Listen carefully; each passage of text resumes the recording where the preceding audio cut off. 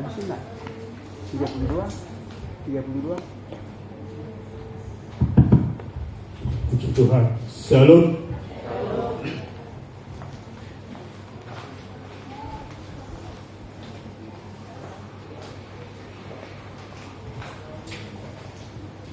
Hari ini adalah hari Jumat Agung. Ya, kita rayakan di mana Tuhan Yesus telah kematiannya dan seluruh umat beribadah datang kepada Tuhan. Mari kita bangkit berdiri.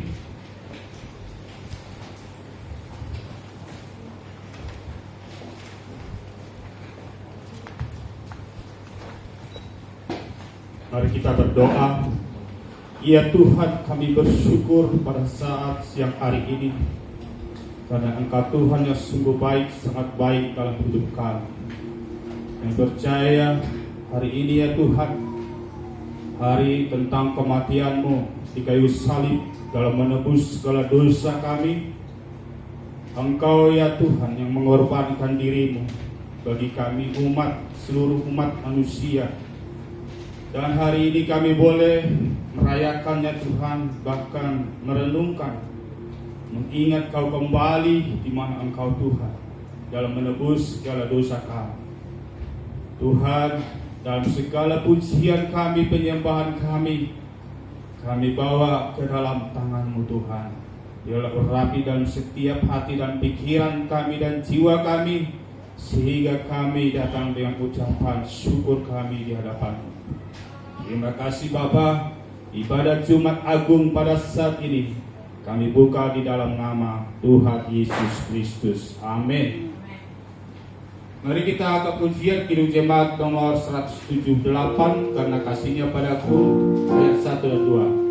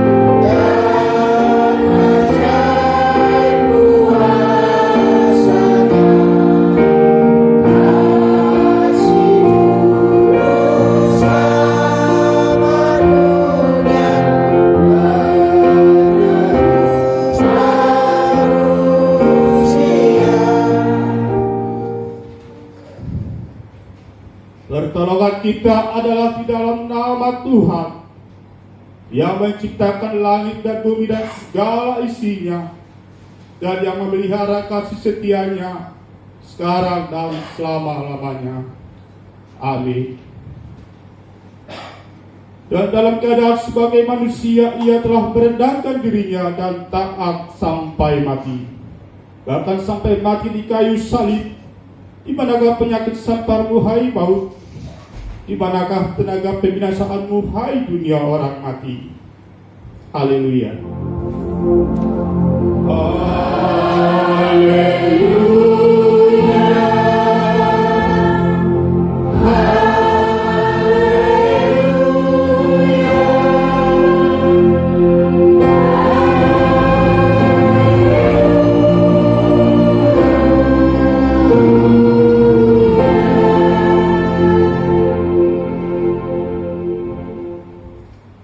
Marilah kita berdoa. Ya Tuhan Yesus Kristus, Tuhan kami, Engkau telah mati di kayu salib menjadi kurban bagi kami orang berdosa ini. Karena kasih-Mu yang besar, ajarlah kami agar senantiasa mengingat-Mu yang mati di kayu salib karena kami. Engkau telah menjadi perlindungan kami terhadap murka Allah dan kutuk Taurat. Kiranya Engkau menghapuskan dosa-dosa kami dan menguduskan hati kami dengan Roh-Mu yang kudus itu. Kuatkanlah kami melawan hawa nafsu kami untuk mengikuti Engkau yang hidup dan yang berkuasa bersama Allah, Bapa dan Roh Kudus sampai selama-lamanya. Amin. Jemaat, silakan duduk. Kita akan pujian kembali kidus jemaat nomor 183, menjulang nyata atas Bukit Kala.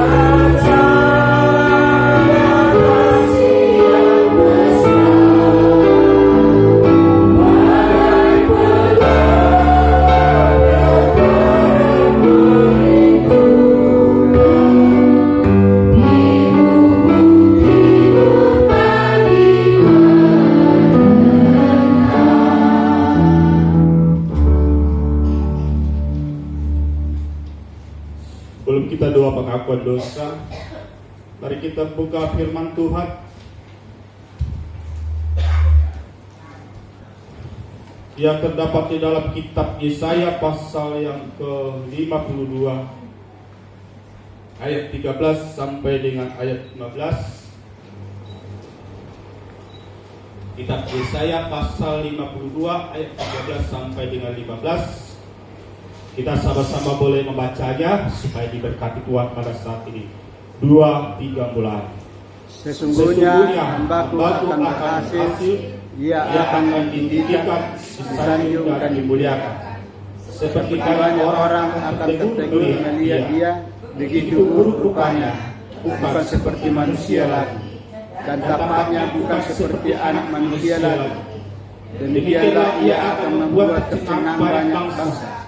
Raja-raja akan mengatupkan mulutnya melihat dia, sebab apa yang tidak diceritakan kepada mereka akan mereka lihat, dan apa yang tidak mereka dengar akan mereka pahami. Demikianlah firman Tuhan. Berbahagialah orang yang mendengarkan firman Tuhan serta melakukannya dalam kehidupan setiap hari. Amin. Mari kita akan pujian kidung jemaat 183 menjulang nyata atas Bukit Kala ayat 2. Kita bangkit berdiri.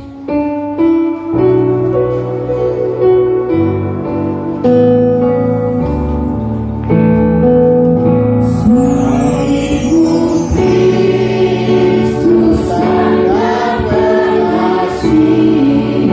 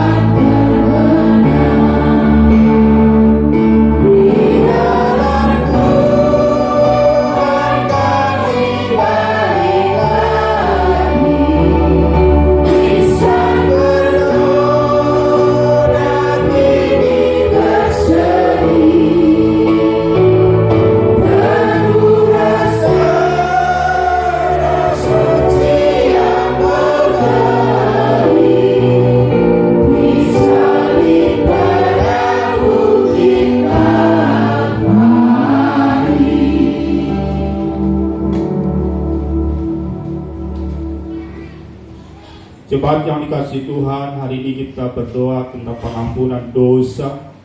Banyak hal dosa yang kita perbuat dalam sepanjang minggu dan hari-hari hidup kita. Mari kita memohon kepada Tuhan supaya Tuhan mengampuni segala dosa, dan saya akan berdoa.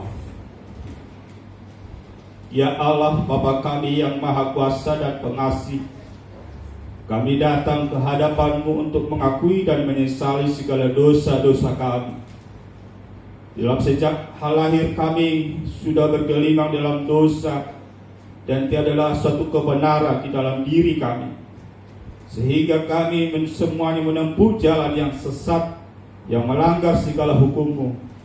Tetapi kami menyerahkan diri kami kepadamu karena kami yakin bahwa Engkaulah adalah Tuhan yang Maha Pengasih dan Penyayang, dan sehingga kami beroleh keampunan dosa dan kehidupan yang baru berkat kasih setia-Mu, Anak-Mu, Tuhan Yesus Kristus, Juru Selamat kami.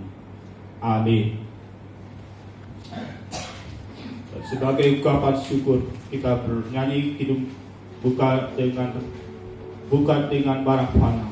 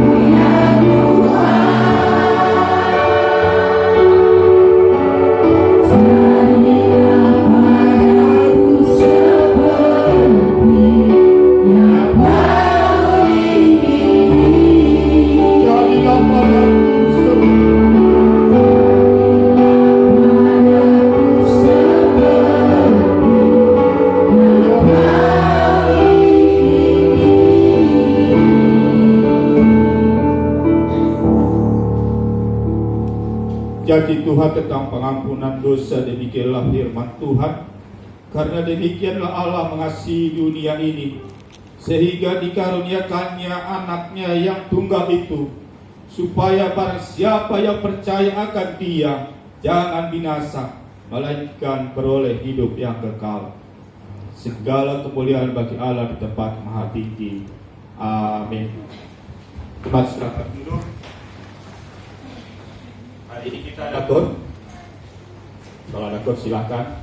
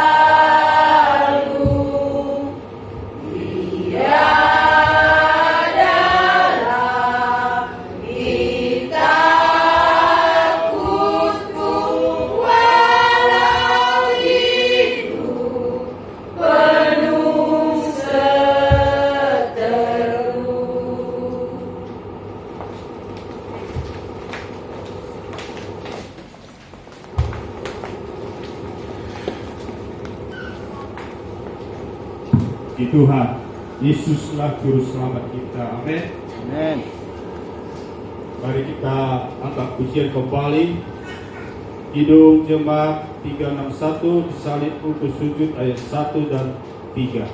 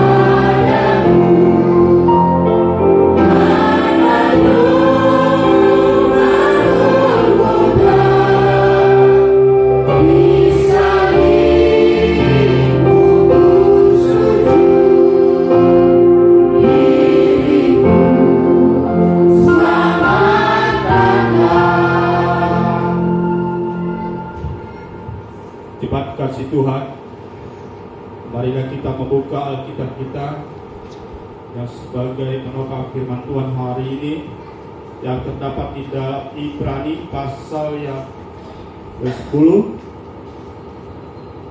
Ibrani pasal yang ke-10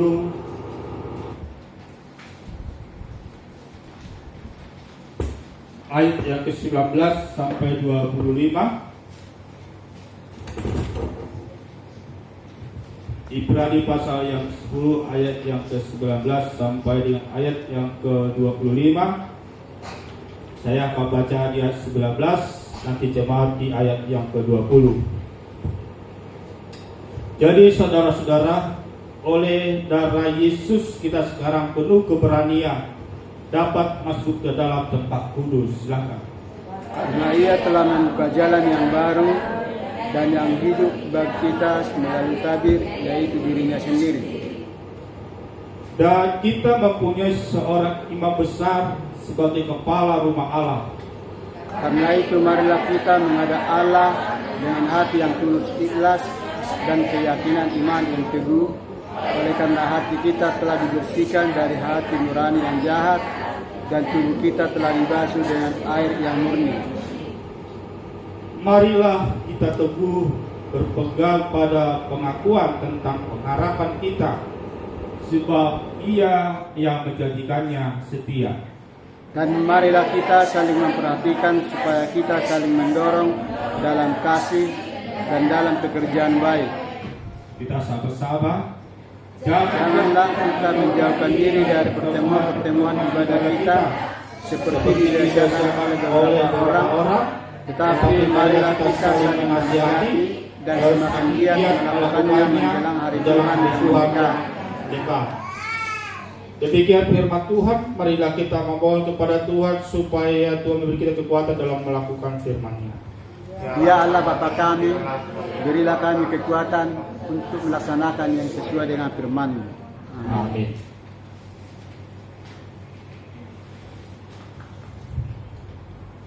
Mari kita bernyanyi kembali Kidung Jemaat nomor 361 di salib 375, saya mau ikut Yesus.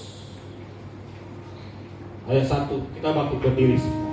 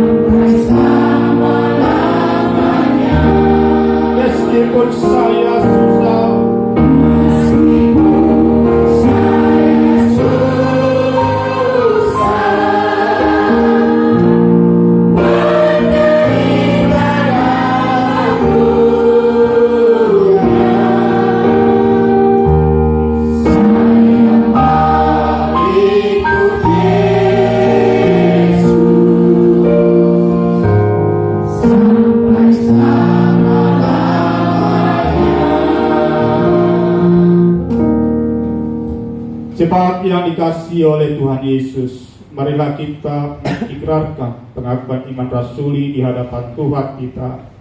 Kita mulai.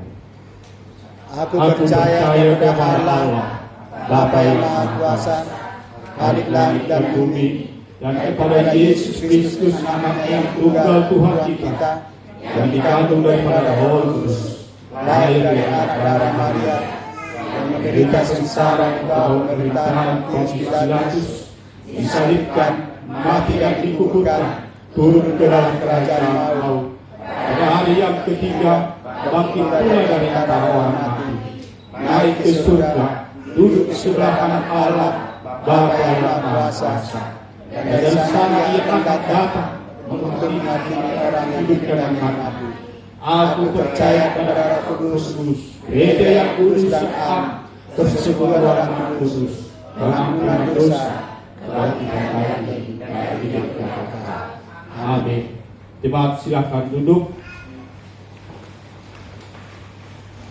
Pengumuman kita hari ini untuk di hari Minggu ketiga, hari yang Minggu, di mana hari kebangkitan, bahwa kemarin sudah ada rapat antara jemaat bahwa kita sepakat dalam melaksanakan Paskah di Petukangan di tempat inap pendeta, dan semua jemaat diharapkan supaya ikut dalam Paskah di dalam kebangkitan Tuhan Yesus, dan di sana akan kita mengadakan ibadah.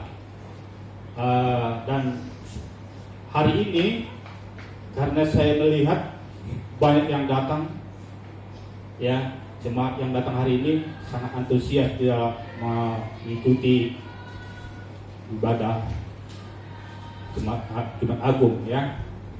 Jadi kita pastikan bahwa hari ini didata jemaatnya, anak-anaknya, siapa yang ikut, supaya apa? Supaya nanti mobilnya disiapkan berapa yang mau ikut nanti, supaya transportasi kita siapkan dengan baik, ya. Jangan nanti sudah transportasi sudah disiapkan, sudah penuh, terus tiba-tiba ikut. Jadi akan menjadi suatu ini nanti bagi kita, ya. Jadi kita betul-betul kita harus benar-benar sudah siap. Jadi kalau ada jemaat hari ini mau didata, silakan didata dan anak-anaknya berapa orang yang ikut. Dan juga kita ada satu partisipasi di dalam mengikuti Paskah di sana, bahwa kemarin kita sudah sepakat bahwa membawa makanan, akomodasi kita di sana kita siapkan sendiri dari jemaat, dengan jemaat antar kita dua semua yang makan, ya. Jadi ada beberapa kemarin sudah ada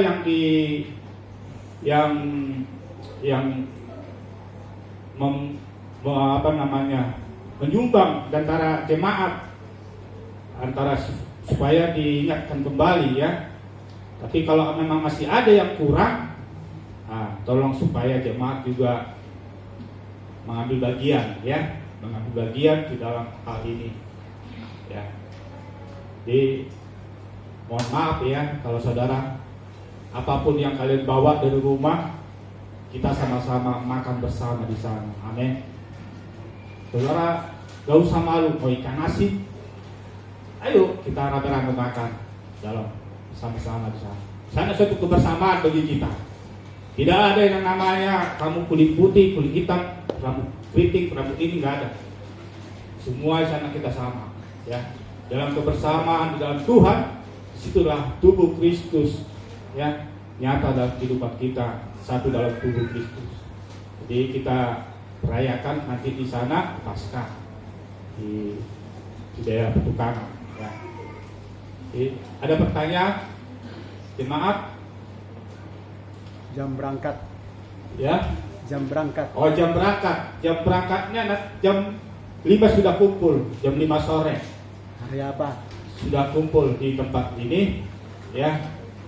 Jadi semua para sumbangan dari jemaat supaya dibawa di hari Sabtu pagi.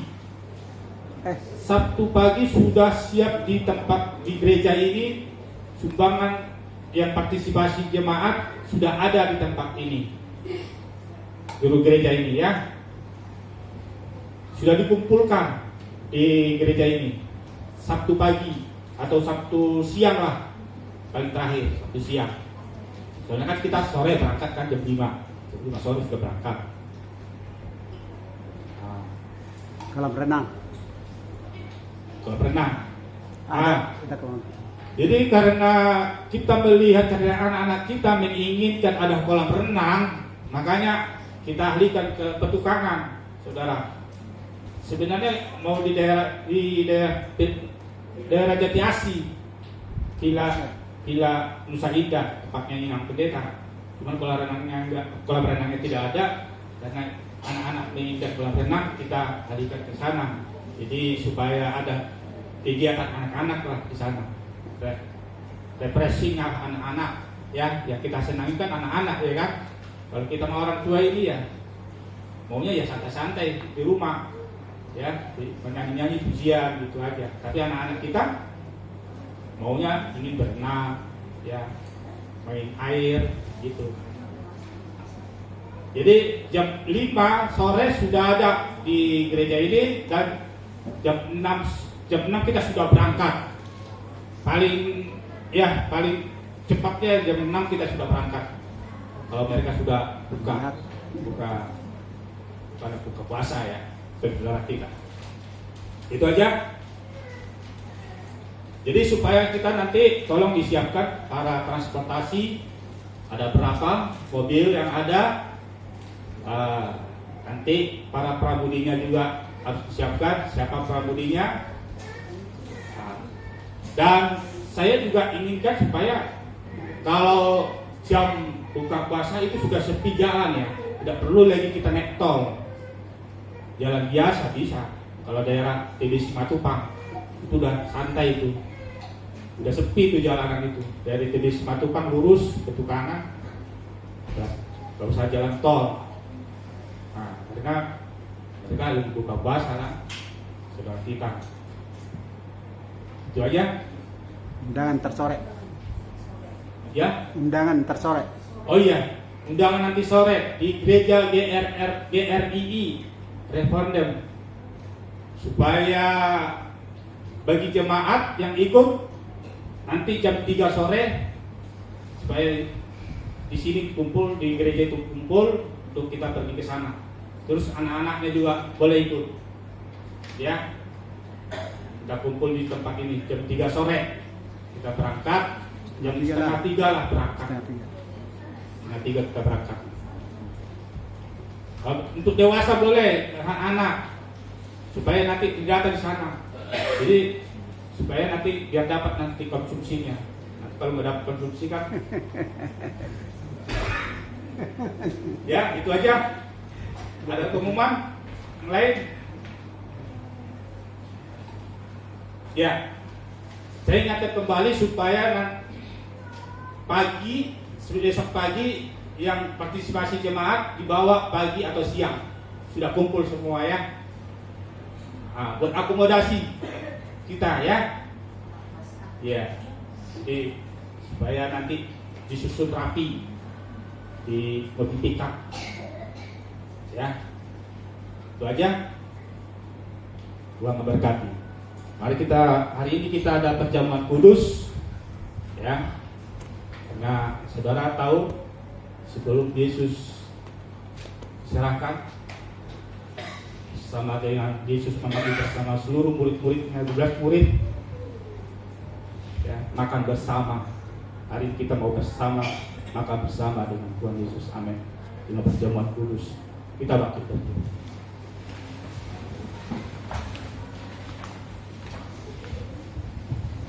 Kita ke pujian Kim Jemaat nomor 33, suara merdu dengar, ayat 1 dan 3.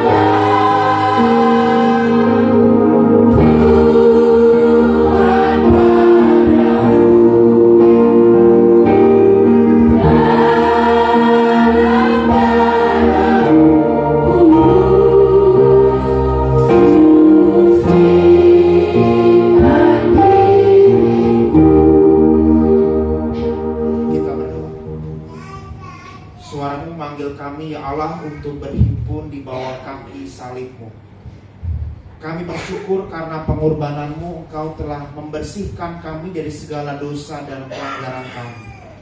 Kami bersyukur karena salib-Mu kami beroleh kekuatan baru di dalam menjalani kehidupan ini, sekalipun kami bukan apa-apa dan kami bukan siapa-siapa. Karena salib-Mu Tuhan, kami beroleh hikmat dan pengertian di dalam kami menjalani kehidupan ini. Karena itu ya Tuhan, biarlah kuasa salib itu juga senantiasa ada di dalam kehidupan setiap kami. Dan kuasa salib itu juga yang terus membaharui kehidupan kami. Ya Roh Kudus, berkuasalah atas kami, terangi hati dan pikiran kami, supaya kami boleh sungguh-sungguh memahami makna dari pengorbanan Kristus di atas kayu salib. Dan pada akhirnya kami terus berjalan di dalam pertobatan yang sejati. Amin. Ya Roh Kudus, mampukan kami untuk memahami firman-Mu yang akan kami dengar dan renungkan bersama pada saat ini. Berbicaralah kepada kami, karena kami siap untuk mendengarkan suara-Mu. Kami siap dipanggil dan dipakai oleh demi Kristus Sang Firman yang telah menjadi manusia, yang mati bagi kami. Kami berdoa dan memohon. Amin. Silakan duduk Bapak Ibu. Kita akan memperhatikan firman Tuhan dari Injil Yohanes pasal 19. Yohanes 19 dimulai dari ayat 16b sampai dengan ayatnya yang ke-37.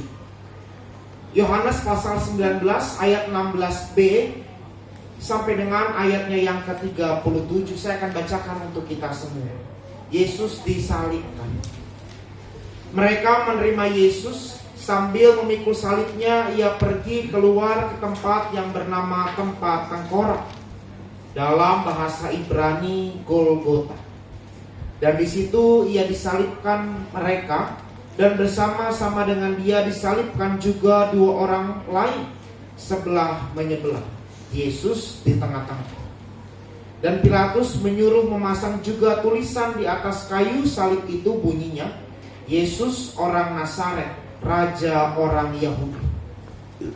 Banyak orang Yahudi yang membaca tulisan itu, sebab tempat di mana Yesus disalibkan letaknya dekat kota, dan kata-kata itu tertulis dalam bahasa Ibrani, bahasa Latin, dan bahasa Yunani. Maka kata imam-imam kepala orang-orang Yahudi kepada Pilatus, "Jangan engkau menulis Raja orang Yahudi, tetapi bahwa ia mengatakan, aku adalah Raja orang Yahudi." Jawab Pilatus, "Apa yang kutulis, tetaplah tertulis."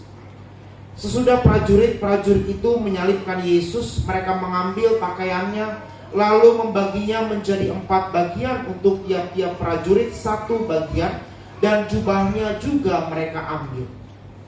Jubah itu tidak berjahit dari atas ke bawah, hanya 1 tenunan saja. Karena itu mereka berkata seorang kepada yang lain, "Janganlah kita membaginya menjadi beberapa potong, tetapi baiklah kita membuang undi untuk menentukan siapa yang mendapatnya. Demikianlah hendaknya supaya genaplah yang ada tertulis dalam kitab suci. Mereka membagi-bagi pakaianku di antara mereka, dan mereka membuang undi atas jubahku." Hal itu telah dilakukan prajurit-prajurit itu. Dan dekat salib Yesus berdiri ibunya dan saudara ibunya, Maria, istri Kleopas, dan Maria Magdalena. Ketika Yesus melihat ibunya dan muridnya yang dikasihinya di sampingnya, berkatalah ia kepada ibunya, "Ibu, inilah anakmu." Kemudian katanya kepada muridnya, "Inilah ibumu."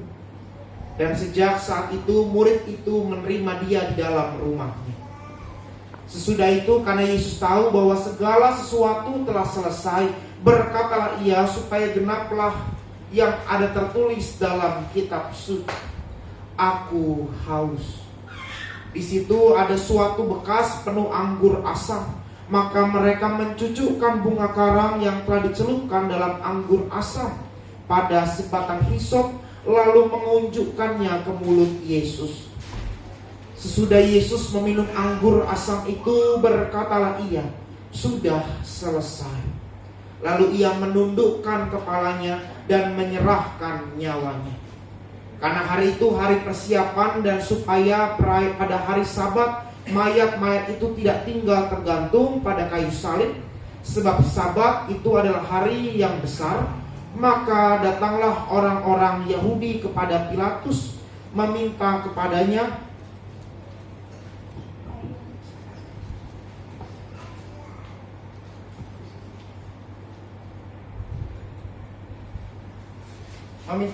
supaya kaki orang-orang itu dipatahkan dan mayat-mayatnya diturunkan. Maka datanglah prajurit-prajurit lalu mematahkan kaki orang-orang yang pertama dan kaki orang yang lain yang disalibkan bersama-sama dengan Yesus. Tetapi ketika mereka sampai kepada Yesus dan melihat bahwa ia telah mati, mereka tidak mematahkan kakinya. Tetapi seorang dari antara prajurit itu menikam lambungnya dengan tombak, dan segera mengalir keluar darah dan air. Dan orang yang melihat hal itu sendiri yang memberikan kesaksian ini, dan kesaksiannya benar, dan ia tahu bahwa ia mengatakan kebenaran, supaya kamu juga percaya. Sebab hal itu terjadi supaya genaplah yang tertulis dalam kitab suci, tidak ada tulangnya yang akan dipatahkan. Dan ada pula nas yang mengatakan, mereka akan memandang kepada dia yang telah mereka tikam. Demikianlah firman Tuhan. Berbahagialah kita yang bukan hanya membaca dan mendengar, tetapi yang memelihara firman Tuhan di dalam hidupnya setiap hari. Ibu Bapak jemaat yang dikasihi Tuhan, hari ini kita ada di dalam puncak dari rangkaian masa raya Prapaskah kita, yaitu peristiwa Jumat Agung. Peristiwa di mana kita tahu bahwa hari ini Yesus disalibkan, Yesus mati untuk menebus dosa antara kita semua. Yesus mati supaya kita diperdamaikan dengan Allah. Dan kalau kita memperhatikan, dan saya mengajak kita memperhatikan bacaan Alkitab kita Bapak Ibu, kalau kita melihat catatan di dalam penulisan Injil Yohanes di ayat ke-31, dikatakan bahwa hari di mana Yesus mati adalah pada hari Sabat, menjelang hari Sabat, menjelang Paskah orang Yahudi. Paskah bagi orang Yahudi adalah peristiwa besar Bapak Ibu. Dan kalau dikatakan di dalam bacaan Alkitab kita, ketika Yesus mati ada banyak orang yang melihat Yesus. Bahkan di atas kepalanya dituliskan, inilah Raja orang Yahudi. Maka catatan penginjil Yohanes ini didasarkan pada sebuah fakta, bahwa ketika Paskah itu terjadi, Yerusalem itu Bapak Ibu menerima, kira-kira menurut catatan sejarah ada 1 juta peziarah orang-orang Yahudi yang berdiaspora. Orang-orang Yahudi yang mereka terpencar di seluruh wilayah Asia. Mereka pada saat Sabat itu mereka pulang ke Yerusalem. Untuk apa? Merayakan Paskah. Maka tepatlah catatan oleh penulis Injil Yohanes pada hari ini di ayat yang ke-20, banyak orang Yahudi yang membaca tulisan itu.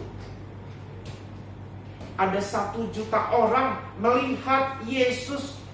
Betapa malunya Yesus, saudara-saudara. Bukan hanya 1-2 orang, tapi jutaan orang Yahudi melihat Yesus mati meregang nyawa di atas kayu salib. Ini kan sebuah penghinaan luar biasa. Ketika Yesus mati, para pemimpin bangsa Yahudi dengan sengaja meletakkan salib itu di luar tembok kota. Jadi gambarannya kalau sekarang Bapak Ibu, Yesus disalibkan tidak jauh dari kantor gubernur kira-kira. Kantor gubernur Jakarta kan di Medan Merdeka kan Bapak Ibu. Dekatnya Medan Merdeka ada yang namanya Monas. Kira-kira disitulah Yesus disalibkan kalau dalam gambaran kita orang Jakarta. Itu berarti ada banyak orang lalu lalang, ada banyak orang melihat Yesus yang tergantung di atas kayu salib. Yang lebih memalukan adalah karena hukuman salib itu Bapak Ibu adalah hukuman yang paling hina pada saat zaman Tuhan Yesus. Kalau orang sampai mati di atas kayu salib, maka itu sebetulnya ingin menunjukkan kepada orang-orang pada zaman itu bahwa orang yang mati di atas kayu salib ini adalah orang yang lebih hina daripada binatang babi. Kenapa? Karena kalau orang yang mati di atas kayu salib, itu kan matinya tergantung Bapak Ibu. Tidak menyentuh bumi, tidak menyentuh tanah. Jadi gambaran hukuman salib ingin menegaskan sebetulnya pada orang-orang zaman itu, pada para penjahat zaman itu, kalau kamu sampai melakukan hal yang paling najis, hal yang paling hina, maka matimu itu tidak akan pernah bisa menyentuh bumi. Ibaratnya bumi saja menolak, maka hukuman salib itu hukuman yang paling menakutkan, tetapi juga sekaligus yang paling mengerikan Bapak Ibu yang dikasihi Tuhan.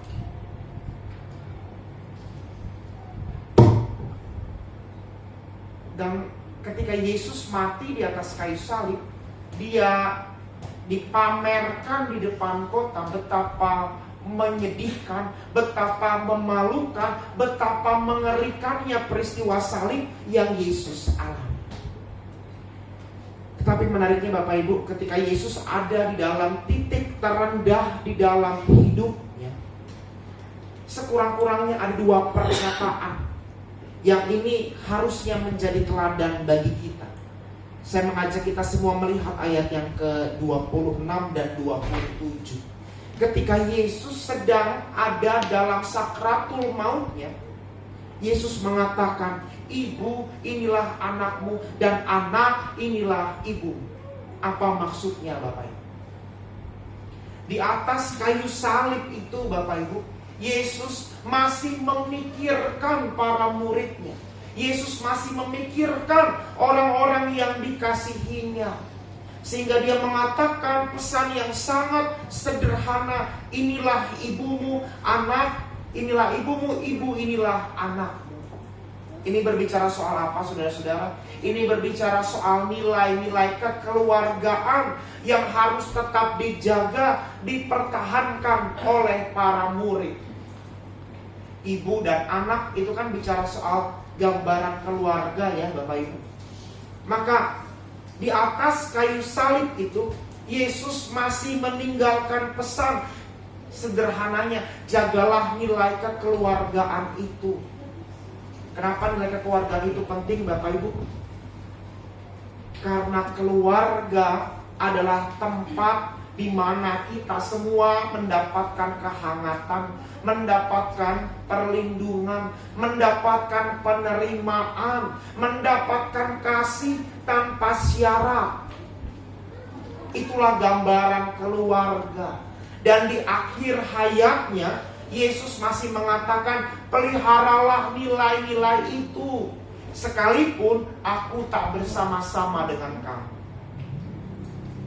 Yesus memikirkan keberlangsungan hidup para murid. Mereka tahu, saudara-saudara, Yesus tahu betul bahwa ketika peristiwa salib itu terjadi, maka peristiwa itu akan membawa ketakutan bagi para murid. Dan menurut catatan Yohanes kan betul bahwa ketika peristiwa salib itu terjadi, yang terjadi adalah para murid bersembunyi. Mereka merasa takut. Tetapi di atas kayu salib itu Yesus mengatakan, peliharalah, jagalah nilai-nilai kekeluargaan itu.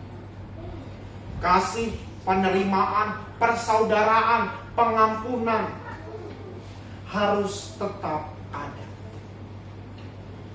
Maka pesan yang pertama bagi kita di dalam kehidupan keluarga kita, Jumat Agung ini Bapak Ibu, adalah momen bagi saudara dan saya, bagi kita semua, untuk kembali melihat, sudahkah di dalam kehidupan kita sungguh-sungguh memelihara nilai-nilai persaudaraan itu, nilai-nilai kasih, penerimaan, pengampunan. Dengan siapa? Dengan keluarga kita terlebih dahulu. Saudara, kita akan mengambil bagian dalam perjamuan kudus, mengambil tubuh dan darah Kristus pada saat ini.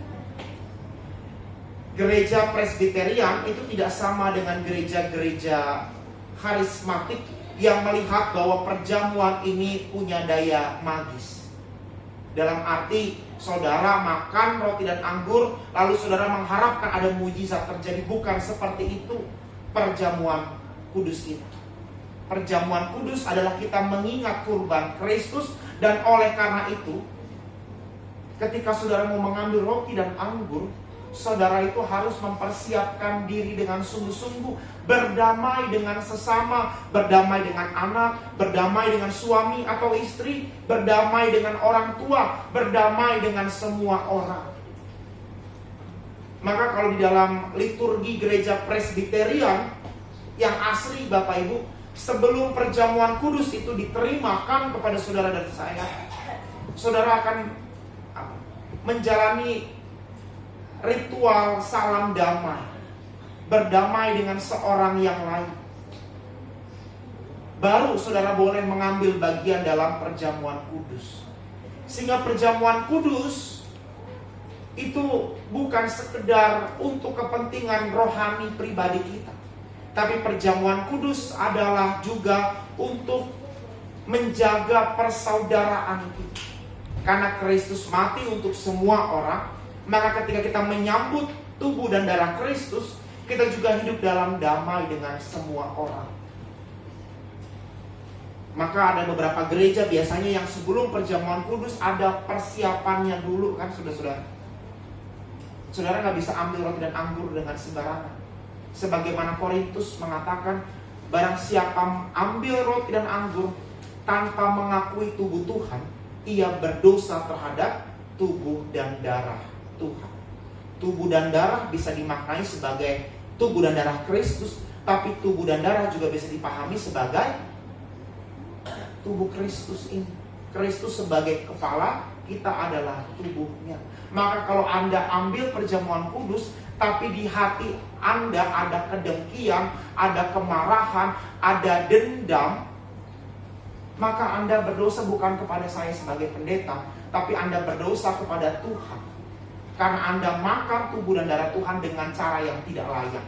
Anda mengambil tubuh Kristus, tapi Anda menyimpan kepahitan, kebencian, dendam pada pasangan, pada teman-teman sepelayanan, pada tetangga, pada saudara, pada orang tua. Dan perjamuan kudus pada akhirnya tidak menjadi berkat bagi kehidupan saudara. Maka kalau Yesus di atas kayu salib mengatakan, inilah ibumu, inilah anakmu, berbicara nilai penerimaan, pengampunan, perdamaian di dalam kehidupan keluarga kita, di dalam kehidupan komunitas kita sebagai gereja. Pesan Yesus yang kedua Bapak Ibu, ketika dia mengatakan di atas kayu salib, aku haus. Aku haus.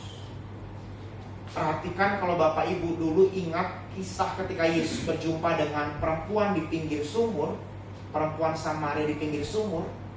Perkataan aku haus bukan keluar dari mulut Yesus, tapi dari mulut siapa? Si perempuan Samaria itu. Guru, berikanlah aku air hidup itu, supaya aku tidak haus lagi. Tapi saat ini perkataan aku haus justru keluar dari mulut sang sumber air hidup itu. Apa artinya Bapak Ibu? Perkataan aku haus, melalui perkataan itu Yesus hendak mengatakan kepada saudara dan saya, milikilah empati, milikilah kepedulian, milikilah bela rasa. Pada siapa? Pada mereka yang paling menderita. Yesus kan memposisikan dirinya sebagai pihak yang sedang tergantung di atas kayu salib Bapak Ibu. Bahkan kalau tadi dalam bacaan nas pembuka kita, Yesaya 52 ayat yang ke-14 dikatakan apa di situ? Menurut nubuatan Yesaya, Mesias itu bahkan wajahnya sampai tidak dikenali lagi. Itu menunjukkan apa? Betapa hancurnya badan Yesus. Kalau Yesus merasa haus, karena di titik itulah dia betul-betul pada titik dehidrasinya Bapak Ibu. Nggak ada lagi cairan dalam tubuh fisik Yesus. semua air kan keluar ketika dia dicambuk. Cambuknya saudara-saudara bukan dari rotan, tapi ujung cambuk itu dari tulangan hewan yang dibentuk dengan tiga jeruji. Jadi ketika cambuk itu dilemparkan ke badan Yesus, maka cambuk itu akan masuk ke dalam dagingnya dan mengoyakkan dagingnya. Dan Yesus dicambuk bukan sekali, 2 kali Bapak Ibu. Menurut catatan sejarah 70 kali Yesus dicambuk. Dan satu cambuk itu Bapak Ibu ada 3 tali yang keluar Bapak Ibu. Satu talinya kira-kira ada 5-6 jeruji yang ditaruh di situ. Jadi satu cambuk ada 18 mata jeruji Bapak Ibu. Dan dilemparkan pada Yesus 70 kali banyaknya. Betapa hancurnya badannya Yesus, maka tepatlah nubuatan Yesaya, bahkan ia tidak dikenali seperti manusia. Kenapa? Karena hancurnya badan Yesus, hancur mukanya juga. Sehingga ketika dia mengatakan aku haus, saudara-saudara, dalam kehidupan kita saat ini, orang yang paling menderita adalah ketika sampai untuk minum aja dia nggak bisa Bapak Ibu. Maka perkataan aku haus adalah sebuah ajakan Yesus kepada saudara dan saya supaya kita punya empati, bela rasa, kepedulian pada siapa? Pada mereka yang paling menderita. Dan Yesus dalam gambaran ini ia memposisikan dirinya sebagai orang yang sangat menderita di atas kayu salib. Sampai untuk minum pun dia tidak bisa. Padahal dia Allah, kalau dia mau dia bisa mengubah langit jadi hujan dan dia tinggal membuka mulutnya dia minum. Tapi Yesus tidak lakukan itu sekalipun dia bisa. Perkataan aku haus adalah ajakan kepada saudara dan saya supaya kita punya kepedulian. Yesus mati karena apa? Karena orang-orang pada zaman itu tidak punya kepedulian. Mereka melihat ada banyak orang menderita, tapi apa yang dilakukan oleh ahli Taurat dan orang-orang Farisi, mereka membiarkan orang-orang yang menderita itu tetap hidup di dalam penderitaan. Melihat orang buta, apa yang mereka lakukan, mereka marah. Kenapa engkau Yesus sembuhkan orang ini pada hari Sabat? Kenapa para muridmu menyembuhkan ini dan itu pada hari Sabat? Itu yang membuat orang-orang Farisi dan ahli-ahli Taurat kemudian menjadi amat sangat marah. Karena kenapa? Dimulai dari ketidakpedulian mereka. Undangan Yesus yang kedua adalah punyalah, milikilah kepedulian. Kita belakangan ini hidup menjadi orang-orang yang semakin egois, yang semakin mementingkan diri sendiri. Dan karena egoisme itu jugalah pada akhirnya tidak jarang kita kemudian menyalibkan Yesus untuk kali yang kedua.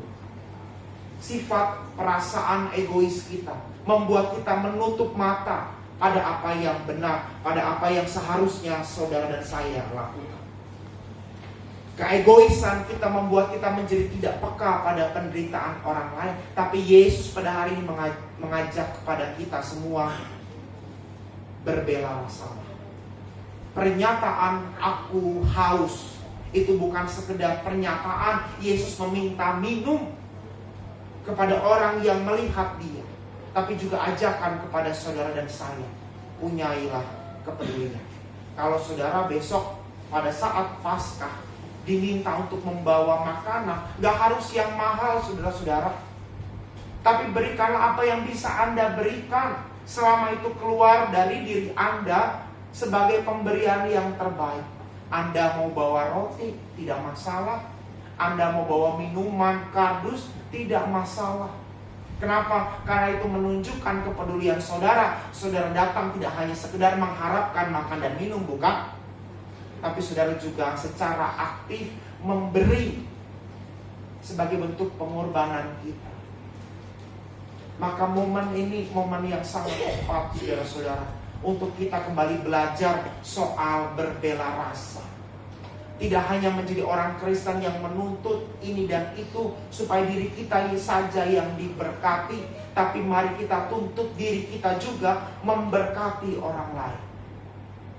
Ada banyak orang-orang di luar sana yang bukan hanya berteriak, saya haus, saya lapar, tapi ada juga teriakan, saya merasa kedinginan, saya dilupakan keluarga saya dijauhi orang tua saya.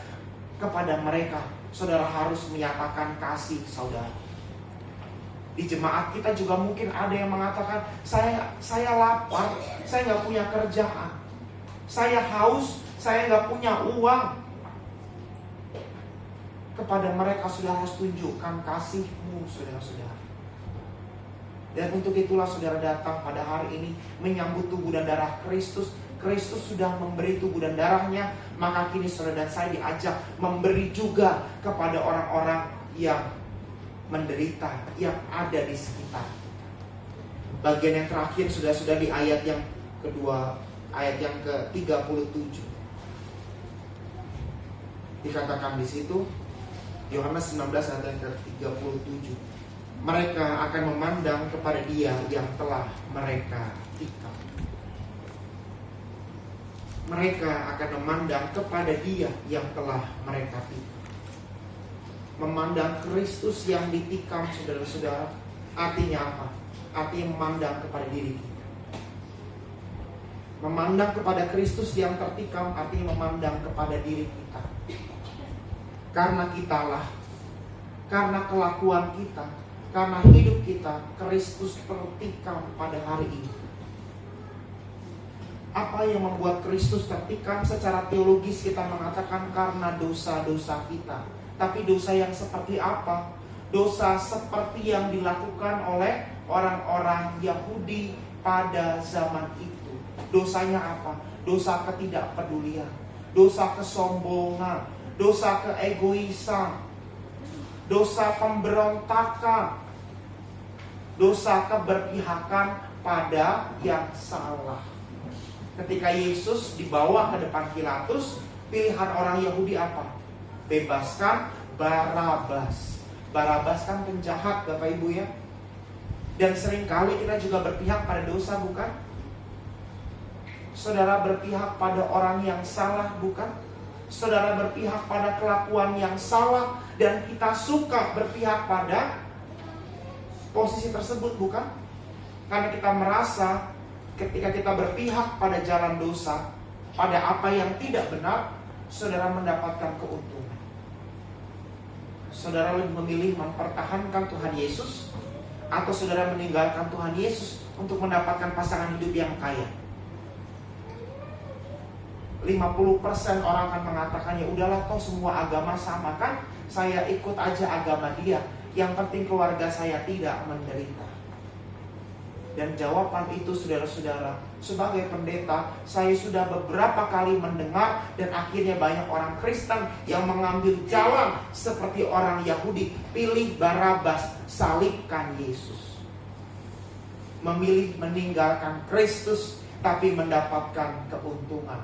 Oh, saya nggak sampai gitu kok, Pak Pendeta. Iya, saudara mungkin tidak meninggalkan Yesus, tapi saudara mengambil jalan yang salah. Anda memeras orang kecil. Saya nggak perlu sebut memeras orang kecil dengan cara apa ya. Ada banyak caranya saudara-saudara memeras orang kecil. Tapi kalau kita berdiri di jalan itu, maka kita tak ubahnya seperti orang Yahudi yang memilih Barabas, menyalibkan Yesus. Betul saudara, Yesus mati karena dosa kita. Dan pertanyaannya, dosa macam apa? Ya dosa yang Anda lakukan, yang Anda dan Tuhan sajalah yang mengetahuinya. Memandang Yesus yang tersalib artinya saudara harus memandang kepada diri kita. Cara hidup yang seperti apa dan bagaimana yang pada akhirnya membuat kita menyalibkan Yesus. Maka saudara-saudara, ketika kita mengambil perjamuan kudus ini, kita periksa batin kita, kita periksa diri kita. Dosa-dosa apa saja yang telah kulakukan terhadap Tuhan dan terhadap sesama, yang pada akhirnya karena perbuatan itulah kita menikam Dia. Maka selamat memperingati Jumat Agung Bapak Ibu. Selamat mempersiapkan diri dalam perjamuan kudus. Kita berdoa. Salibmu Kristus adalah lambang pengasihan. Salibmu Kristus adalah lambang kekuatan, juga sekaligus lambang pertobatan kami. Pada saat ini Tuhan, kalau kami akan berhimpun di meja perjamuan kudus, kami mau dengan sadar membuka diri kami, ditelanjangi oleh Roh Kudus-Mu, untuk mengakui, menyesali segala dosa dan pelanggaran kami. Ya Roh Kudus, bukalah hati kami, terangilah setiap sudut-sudut tergelap di dalam hati kami. Bukalah setiap penghalang dosa yang membuat kami berjarak dengan Dikau. Tahirkan kami ya Roh Kudus. Dan apabila ada umat-Mu pada saat ini yang hidup di dalam kebencian, permusuhan dengan pasangan hidupnya, dengan anak, dengan orang tua, dengan menantu, dengan mertua, dengan teman-teman sepelayanan, dengan keluarga-keluarga kami. Kami mohon ya Roh Kudus, damaikan kami. Pulihkan relasi kami yang rusak. Ampuni segala murka dan kemarahan kami terhadap sesama kami. Ajari kami hati untuk mengampuni. Ajari kami kerendahan hati. Ajari kami untuk mau menerima satu dengan yang lain.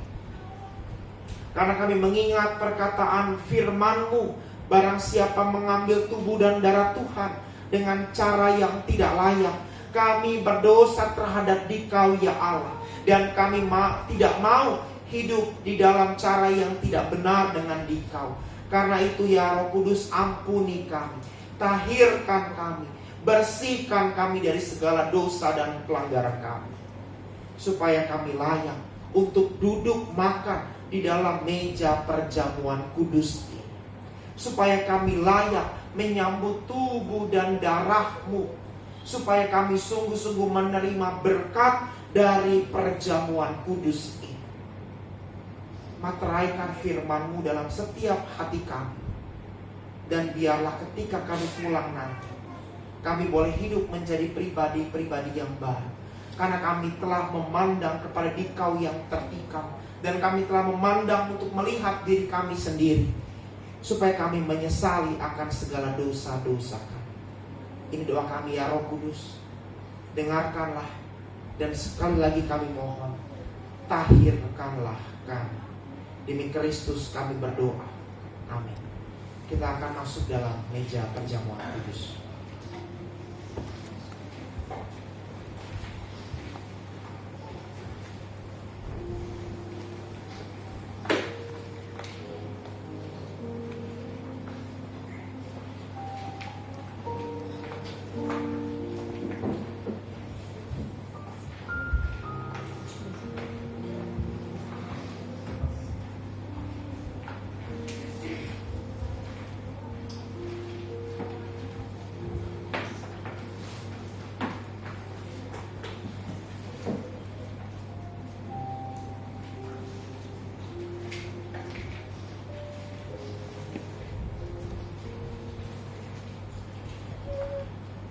Kita sudah mendengarkan rangkaian sejarah penyaliban Tuhan Yesus yang disampaikan oleh hamba Tuhan Pendeta Niko Agusta. Dan pesan dari Jumat Agung hari ini tentu kita sudah dengar. Marilah kita renungkan dan kita lakukan dalam hidup kita setiap hari.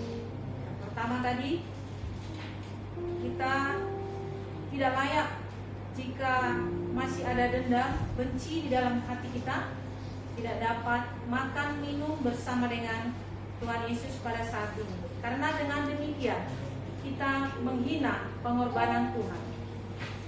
Yang kedua, marilah kita berempati. Kita harus berempati kepada sesama manusia sebagai ciri khas pengorbanan Kristus. Dan yang keempat, marilah kita saling mendukung satu sama lain untuk kemajuan iman kita di tengah-tengah dunia ini. Saudara yang dikasihi Tuhan Yesus Kristus, saudara semua saya undang bangkit berdiri. Kita memasuki ritual peristiwa yang terjadi ketika Yesus ada di bumi ini.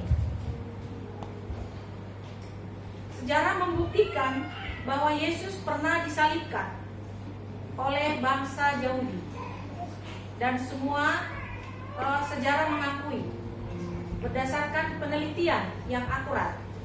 Jadi tidak ada dongeng dalam peristiwa itu. Dan apa yang kita lakukan pada saat ini adalah merupakan ritual yang menghubungkan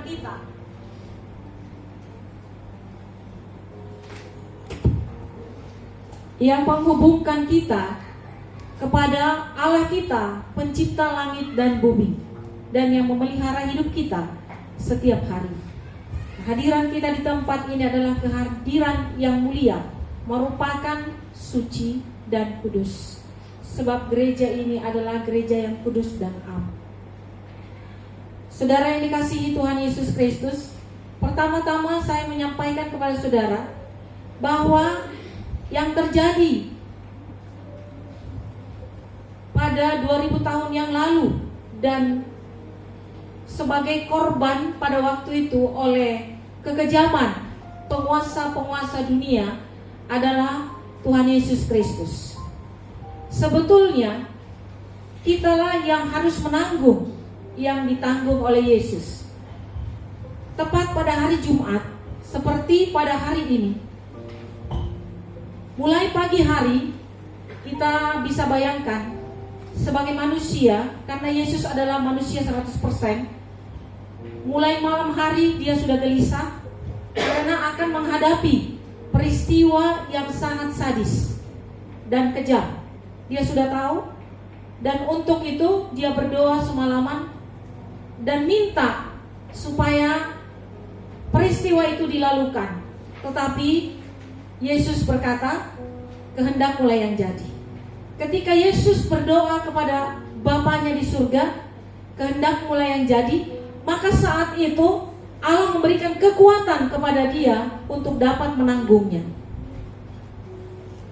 Jadi kalau Yesus tidak dapat menanggungnya sampai ke Golgota pada saat itu, kitalah yang menanggung peristiwa itu.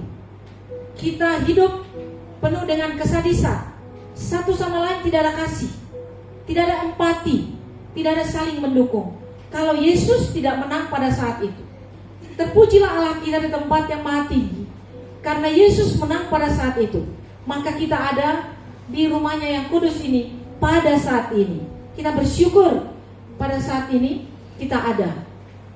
Kalau kita mengenakan pakaian hitam, yang secara manusia, atas penderitaan itu kita ikut merasakan betapa sakitnya saudara.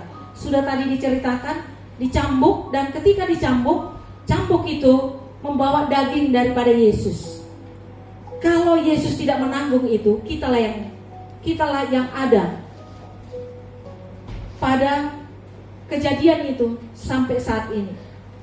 Tapi karena itu semua sudah dilalui, Yesus sudah diludahi, sudah dihina, sudah berjalan memikul salib sampai ke Bukit Golgota. Dan pada saat itu satu hal peristiwa yang kita tahu, dia tidak sanggup untuk memikul salib itu karena begitu berat.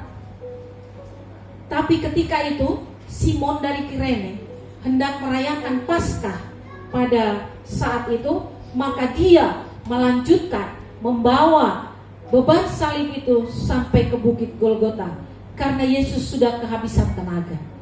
Demikian juga kita saudara, kadang kita bisa kehabisan tenaga karena peristiwa hidup kita. Kita lelah, tapi Tuhan Allah kita mau memperpanjangkan tangannya melalui orang lain sampai kita berkemenangan. Tiada mustahil bagi Tuhan. Hari ini adalah hari yang mulia. Sekali setahun kita merayakan ini. Maka mari kita fokus, mari kita konsentrasi. Kita sangat bersyukur sebagai umat Kristen, sebagai pengikut Kristus, Sengat dunia ini sudah dikalahkan oleh Yesus. Banyak masalah, tetapi itu semuanya. Maka Yesus berkata, "Hai dunia, hai bumi, hai iblis, mana sengatmu?" Iblis tetap ada di dunia ini, tapi bagi saya dan saudara tidak ada lagi sengatnya. Karena kita sudah ditanggung oleh Yesus Kristus. Kita sudah ditebus dan kita sudah aman. Kita sudah merdeka. Dan pada saat kita meninggalkan dunia ini, kita sudah sampai di sisi kanan Allah Bapa. Tidak ada lagi rasa takut. Ketika kita di bumi, kita dijaga. Kita berjalan disertainya. Dan ketika kita sampai di ujung jalan itu, kita disiapkan kehidupan yang kekal selama-lamanya. Tidak ada lagi cambuk seperti yang dikatakan agama lain. Dia dicambuk, dia dihina dan disiksa. Tidak ada lagi bagi yang beragama Kristen. Tidak ada lagi. Akan menerima kehidupan yang kekal. Maka dikatakan tenang di sisi Allah Bapa di surga. Kita harus bersyukur dan kita nyanyikan satu pujian untuk ritual ini. Mari kita nyanyikan Kasih Setiamu.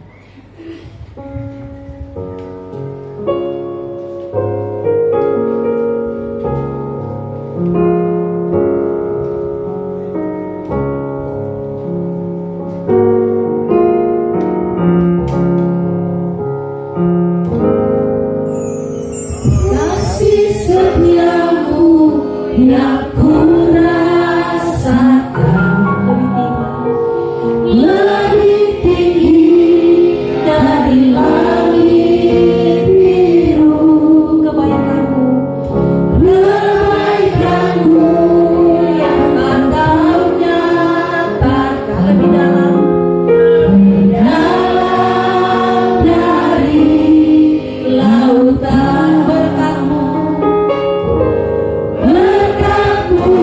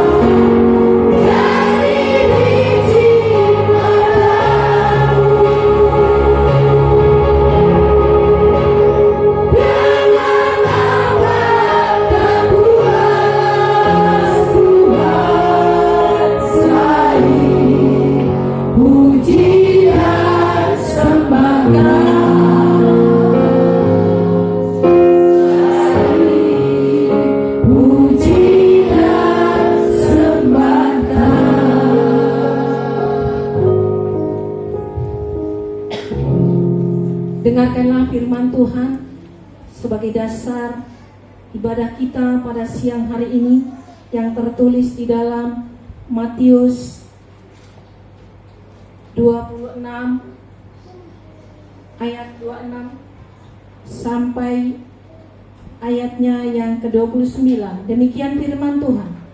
Dan ketika mereka sedang makan, Yesus mengambil roti dan mengucap berkat, memecah-mecahkannya, lalu memberikannya kepada murid-muridnya dan berkata, "Inilah, makanlah, inilah tubuhku."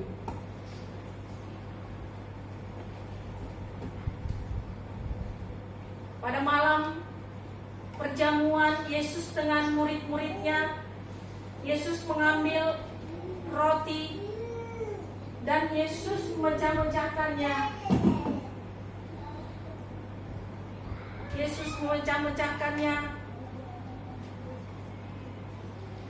dan memberikannya kepada murid-muridnya. Dan Yesus mengatakan, "Makanlah, ini adalah tubuh."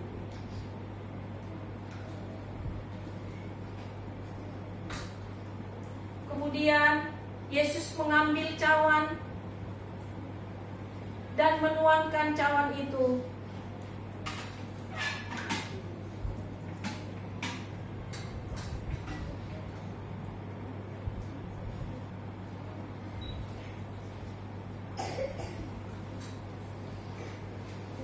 dan berkata kepada murid-muridnya, "Ini adalah anggur perjamuan yang ditumpahkan bagimu. Minumlah, perbuatlah ini setiap kali engkau mengingat aku."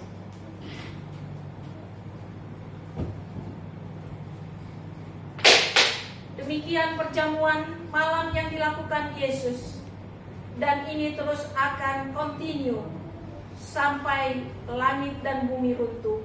Jemaatnya akan mengingat, di mana murid-muridnya ada, peristiwa itu akan tetap diingat.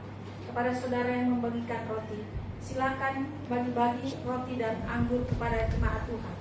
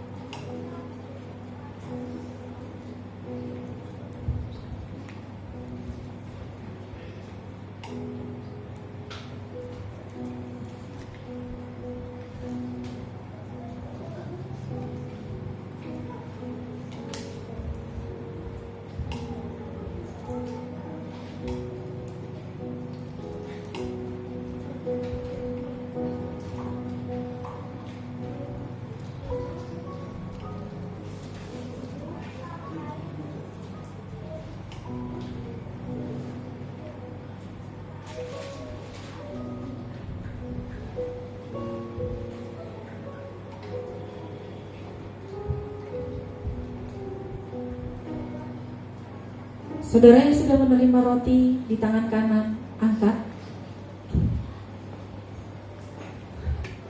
Sebelum kita makan, kita nyanyikan pujian "Di Salibmu Ku Sujud".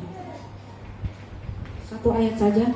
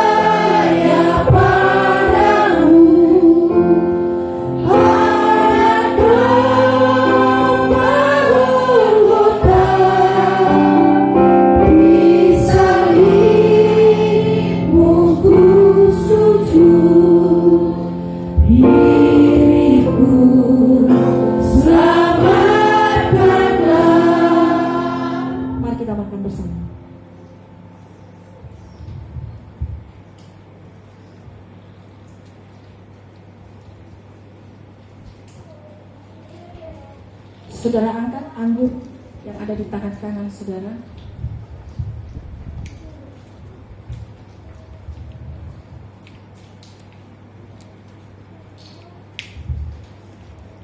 Untuk anggur kita berikan pujian kepada Tuhan Yesus. Suaramu kudengar.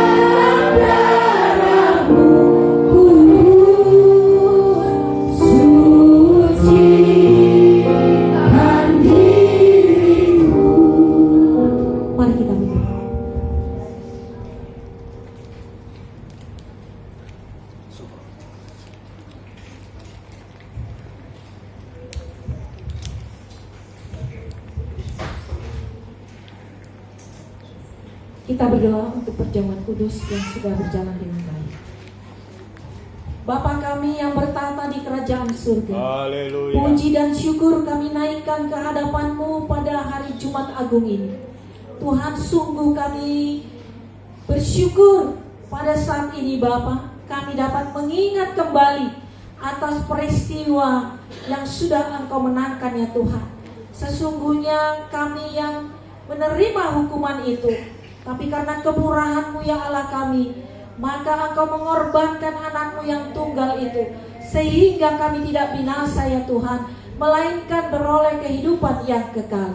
Terpujilah Engkau Bapa yang sudah menang bagi kami, dan kami juga anak-anak-Mu, murid-murid-Mu, berkemenangan setiap saat dan waktu, karena Tuhan Yesus yang memenangkan kami. Terima kasih atas ibadah perjamuan kudus pada saat ini. Terpujilah Engkau yang memimpin kami, terpujilah Engkau yang Roh Kudus yang memimpin kami, di dalam nama Tuhan Yesus Kristus. Haleluya, amin.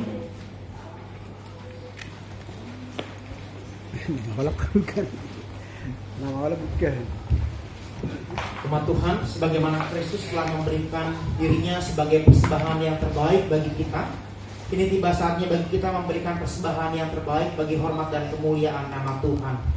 Firman Tuhan yang menjadi dasar persembahan kita terambil dari Roma 12 ayatnya yang pertama. Karena itu saudara-saudara, demi kemurahan Allah, aku menasihatkan kamu supaya kamu mempersembahkan tubuhmu sebagai persembahan yang hidup, yang kudus dan yang berkenan pada Allah. Itu adalah ibadahmu yang sejati. Sambil kantong persembahan diedarkan, kita angkat pujian Kidung Jemaat 367 bait 1 dan 3. Kepada petugas kolektan dipersilahkan.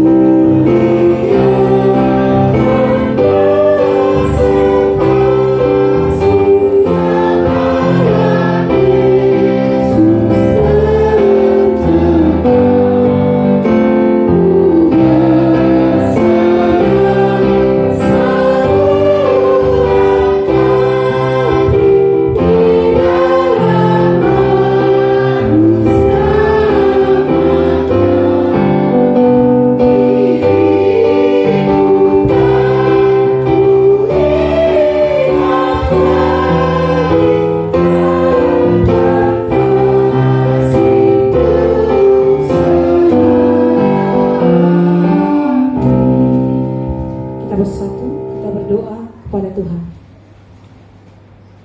Tuhan, terima kasih.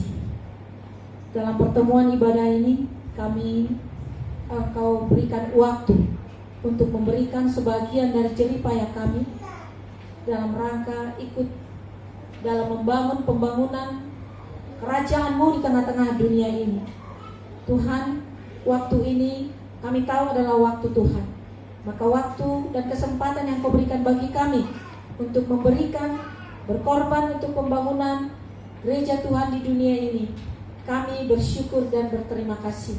Kiranya di hari depan kemudian Engkau tetap menambahkan rezeki bagi kami pribadi lepas pribadi. Kami berdoa ya Bapa untuk juga pelayanan pasca hari Minggu nanti, di mana rencana kami akan melaksanakan ibadah di luar Gereja Rawa Badung ini. Kiranya rencana dan program ini Engkau yang memberkati, menjadi suatu kemuliaan bagi nama-Mu dan sukacita damai sejahtera bagi kami yang melakukan. Semua Tuhan perlengkapan atau apapun yang kami hendak laksanakan, Tuhan juga yang menyediakan bagi kami.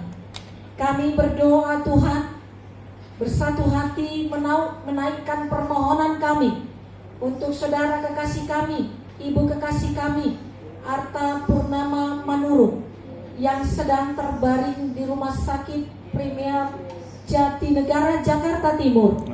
Tuhan, kami tahu Engkau peduli bagi kami anak-anak-Mu.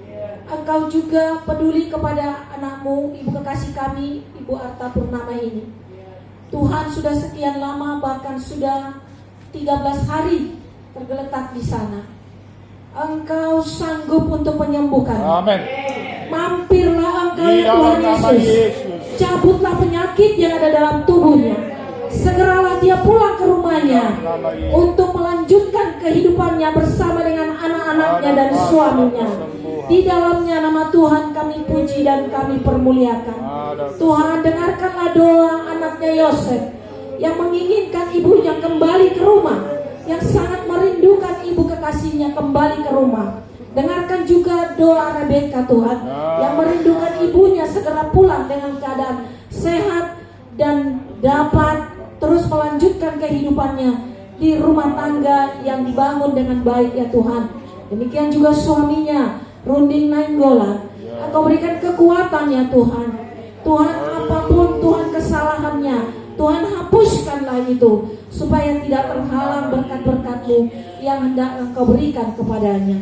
Terima kasih ya Bapak, kami doakan juga dokter-dokter yang menanganinya, semua fasilitas medis Tuhan yang dilakukan untuk pengobatannya, alat-alat kesehatan, kuduskan semua Tuhan. Jadikan dokter-dokter itu menjadi perpanjangan tangan-Mu untuk menyembuhkannya di dalam nama Tuhan Yesus Kristus. Bapak, kami berdoa juga untuk pembangunan gereja ini ya Bapak. Gereja ini adalah milik Tuhan, dan Tuhan yang menjadi gembala di tempat ini. Tuhan, banyak juga tukang untuk membangun gereja ini. Tetapi kalau bukan Tuhan yang membangun gereja ini, maka sia-sialah pembangunannya. Tuhan yang membangunnya dan Tuhan juga yang menyelesaikannya. Amen. Kami berdoa juga Tuhan, Engkau jadikan gereja yang tempat penyucian domba-domba-Mu yang tersesat. Biarlah ya Bapa, orang-orang anak-anak-Mu yang datang ke tempat ini adalah orang yang haus dan rindu akan firman-Mu, haus akan air kehidupan, dan haus akan roti kehidupan. Kami berdoa Tuhan, supaya Yesus Kristus yang terus berdiam di gereja ini. Amin. Kami berdoa juga Tuhan untuk Bapak kami, kekasih kami, Bapak Edi Pardede yang terus berjuang untuk pembangunan gereja ini. Engkau tahu hatinya. Biarlah Tuhan ketulusan dan keikhlasan Engkau taruhkan baginya, supaya dia bekerja dengan penuh sukacita, tidak terbeban dan tidak terjadi suatu hal apapun yang mengecewakan Tuhan, tapi semuanya untuk memuliakan Tuhan. Ini doa kami Bapa, dan kami doakan apapun yang dikerjakannya, biarlah Tuhan berikan keberhasilan, dan di dalam perjalanan hidupnya Engkau berikan kemenangan baginya.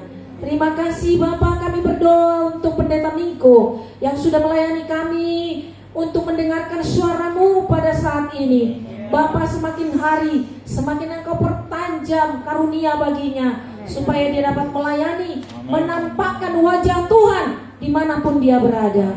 Berikan dia jodoh Tuhan, supaya perlengkapan untuk melayani pekerjaan Tuhan semakin sempurna di dalam nama Yesus Kristus.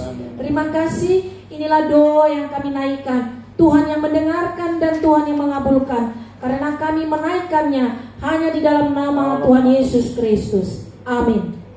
Kita masuk dalam kidung penutup Minggu Jumat Agung pada saat ini, yang terambil dari Kidung Jumat nomor 368 ayat 1 dan 4. Doa berkat kami serahkan pada Bapak Pendeta Niko.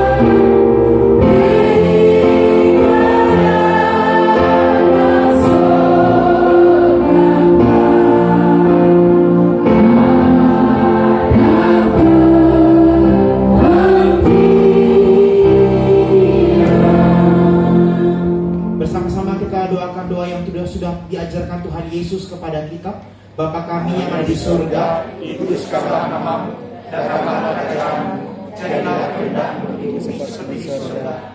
Berikanlah kami pada hari ini makanan kami yang secukupnya, dan ampunilah kami akan kesalahan kami, seperti kami juga mengampuni orang yang bersalah kepada kami.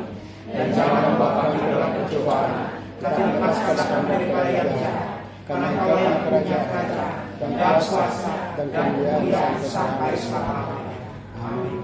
Umat Tuhan, arahkanlah hatimu kepada Tuhan, pulanglah, masukilah hidupmu dengan berkat daripadanya. Tuhan memberkati engkau dan melindungi engkau. Amen. Tuhan menyinari engkau dengan wajahnya dan memberi engkau kasih karunia. Tuhan menghadapkan wajahnya kepadamu dan memberi engkau damai sejahteranya. Amin. Amin.